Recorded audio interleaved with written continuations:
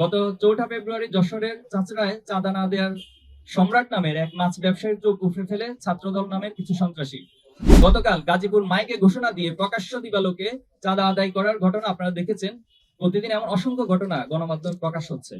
সম্মানিত উপস্থিতি, সম্প্রতি কুয়েট এমসি কলেজ এবং 20 ফেব্রুয়ারি কামিলুল মিল্লাত কামিল মাদ্রাসা যে হামলার ঘটনা সংঘটিত হয়েছে তা একটি ছাত্র সংগঠনের নব্য পেশিবাদ হয়ে ওঠার ধারাবাহিকতারই অংশ বলে আমরা মনে করছি।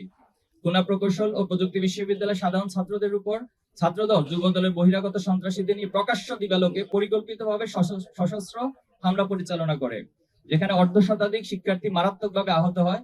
কিন্তু ছাত্রদল তাদের উচ্ছৃঙ্খল কর্মীদের বিরুদ্ধে ব্যবস্থা না নিয়ে উল্টো সেই সন্ত্রাসী কর্মকাণ্ডের দায় ছাত্র শিবিরের উপর চাপিয়ে দেয়। শুধু তাই নয়, প্রকাশ্য সংবাদ সম্মেলনে ছাত্রদল সভাপতি রাকিবুল ইসলাম রাকিব শিবিরের উপর দায় দিয়ে দেওয়ার মতো নির্দেশনা প্রদান করে, যার মাধ্যমে দেশবাসীর কাছে তাদের ঘৃণ্য পরিকল্পনা স্পষ্ট হয়ে যায়।